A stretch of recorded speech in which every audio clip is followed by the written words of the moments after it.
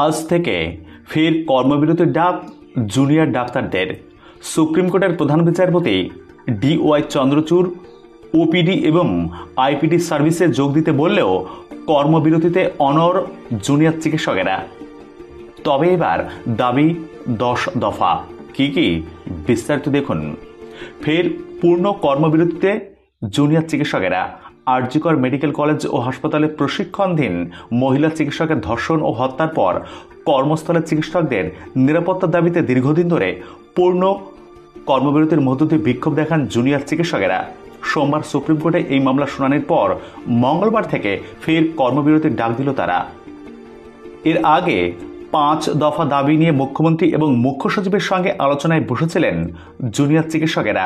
এদিন তার সঙ্গে আরও কয়েক দফা দাবি জুড়ে দিয়েছেন তারা। সিবিআই এর তদন্তের গতি স্লোত বলে অভিযোগ করেছেন তারা। বিচারের দীর্ঘসূত্রিতায় তারা হতাশ এবং ক্ষুব্ধ বলে জানিয়েছেন। ভয়ের পরিবেশ তারা সুরক্ষিত বোধ করছেন না বলে জানিয়েছেন। আর সেই কারণেই ফের পূর্ণ কর্মবিরতিতে যাচ্ছেন বলে জানিয়েছেন জুনিয়র ডাক্তারেরা। এক বিজ্ঞপ্তিতে জুনিয়র ডাক্তারেরা জানিয়েছেন, সরকারের পক্ষ থেকে সুরক্ষা, রোগী পরিষেবা ও ভয়ের রাজনীতির প্রশ্নে বেশ কয়েকটি বিষয়ে কোনো সুস্পষ্ট পদক্ষেপ না করাতেই তারা কর্মবিরতিতে চালিয়ে যেতে বাধ্য হচ্ছেন। এদিন তারা মোট 10 দফা দাবি জানিয়েছেন। এর মধ্যে রয়েছে নাম্বার 1, দীর্ঘসূত্রিতায় বিভ্রান্ত না করে দ্রুত ও স্বচ্ছতার সঙ্গে তিলোত্তমার ন্যায় বিচার সুনিশ্চিত করতে হবে। নাম্বার 2, স্বাস্থ্যক্ষেত্রে প্রশাসনিক অক্ষমতা ও দুর্নীতির দায় স্বাস্থ্য মন্ত্রককে নিতে হবে এবং স্বাস্থ্য সচিবকে অবিলম্বে তার পদ থেকে অপসারণ করতে হবে। নাম্বার 3, অবিলম্বে রাজ্যের সমস্ত হাসপাতাল ও মেডিকেল কলেজে কেন্দ্রীয় রেফারেল ব্যবস্থা চালু করতে হবে। নাম্বার 4, প্রতিটি মেডিকেল কলেজে ও হাসপাতালে ডিজিটাল বেড ভ্যাকান্সি মনিটর চালু করতে হবে। নাম্বার 5, অতি দ্রুত সব মেডিকেল কলেজ ও হাসপাতালে জুনিয়র ডাক্তারদের নির্বাচিত প্রতিনিধিত্ব সহ কলেজ ভিত্তিক টাস্ক ফোর্স গঠন করতে হবে। প্রয়োজনে সিসিটিভি অন কল রুম, বাথরুমের সঙ্গে হেল্প লাইন নম্বর, প্যানিক বোতামের ব্যবস্থা করতে হবে। নাম্বার 6, হাসপাতালগুলিতে পুলিশের সুরক্ষা বাড়াতে হবে। সিভিক ভলেন্টিয়ার নয়, স্থায়ী পুলিশ ও মহিলা পুলিশকর্মী নিয়োগ করতে হবে। নাম্বার 7, হাসপাতালগুলিতে ডাক্তার, নার্স, স্বাস্থ্যকর্মীদের শূন্যপদগুলি অবিলম্বে পূরণ করতে হবে। নাম্বার 8, প্রতিটি মেডিকেল কলেজ থ্রেট সিন্ডিকেট জড়িতদের বিরুদ্ধে ইনকোয়ারি কমিটি বসিয়ে তাদের শাস্তি দিতে হবে। রাজ্য স্তরে ইনকোয়ারি কমিটি তৈরি করতে হবে।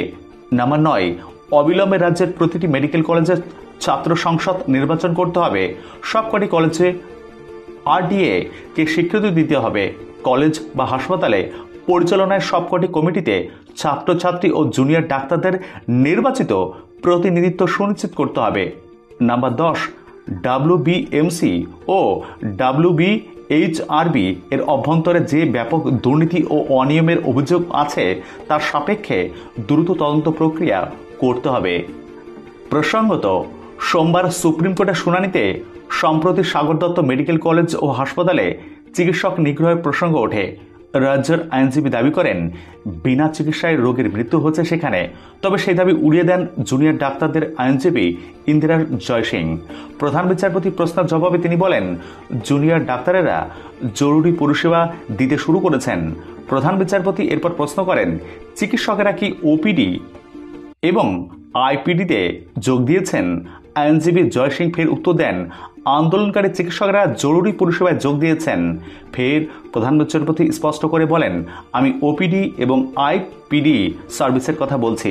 এরপর প্রধান বিচারপতি সাফ জানিয়ে দেন, ডাক্তারদের ওপিডি এবং আইপিডি সার্ভিসে যোগ দিতেই হবে। তারপরেও ফের কর্মবিরতিতে জুনিয়র ডাক্তারেরা।